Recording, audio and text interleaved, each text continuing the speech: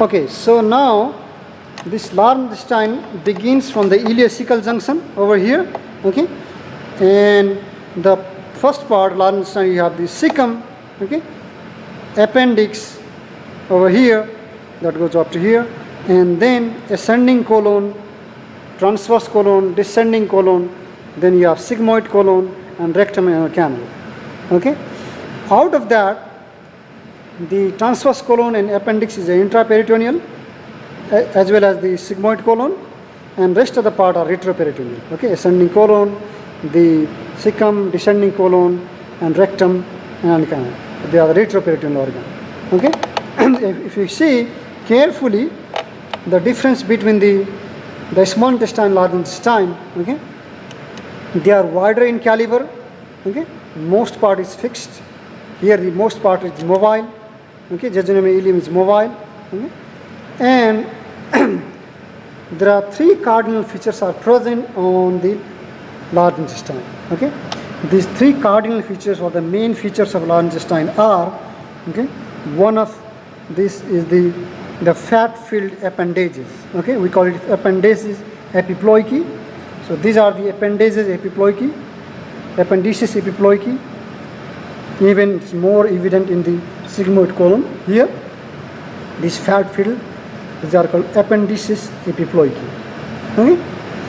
Another feature, we have these saculations, okay.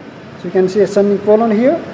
These saculations, okay, or haustra or saculation, haustration, they are the dilatation because we have the longitudinal muscles are grouped into three directions, okay, and they form the taenia coli. So this straight line you can see, these are called taenia coli. So these taenia coli are one feature, haustration, okay, or another feature, and appendices epiploiky. There are three cardinal features of the large intestine so they are present in the large intestine, not in the small intestine, okay. So again, this taenia coli here we have like three, there are different names I've given in the different books, so we don't need that, taenia livera, taenia mesocolica, and mentalis. But what is important here, during the appendicitis, when you do the surgery, okay, sometimes the appendix are in variable position. Sometimes it goes behind the cecum, we call it retrocecal, sometimes pelvic, sometimes like in the 4 o'clock, 3 o'clock, different position. So you may not find very easily. So what is the anatomical landmark is when you follow this, the longitudinal muscle, this band, okay, taenia coli, all these taenia coli, it converges toward the base of appendix, okay. It goes down and posterior medially, okay. So this taenia coli lies over here behind as well, and they all converge and then meet towards the base of appendix, okay. Appendix and mesoappendix are there, fold up to peritoneum. So this appendix doesn't have these three cardinal features, okay. So mainly these cardinal features are present in ascending, transverse, descending, and sigmoid colon, but they are absent in this appendix and rectum and anal canal, okay. So this ascending colon again, it starts from the upper part of cecum, okay. It goes up to the right colic flexor. When it changes the direction from the right side to the left side, we call it right colic flexor, also called hepatic flexor, because the liver is here. So flexor is a angle between these two, so it's called right hepatic flexor, right colic flexor or hepatic flexor. As you go here on the transverse colon, which is like 50 centimeter, okay, and then it goes a little up than the hepatic flexor, and then it's lying close to the spleen. So left colic flexor between the transverse colon and descending colon, this is the descending colon, we call it splenic flexor. It's close to the spleen, that is why splenic flexor lying over here, hepatic flexor lies on the right side, okay.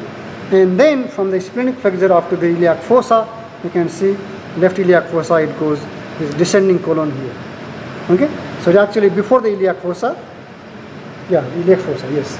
So up to the below the iliac fossa here, you are now the sigmoid colon. So the descending colon is retroperitoneal because it's not completely mobile. You can see the paracolic got left side and it's like somehow fixed.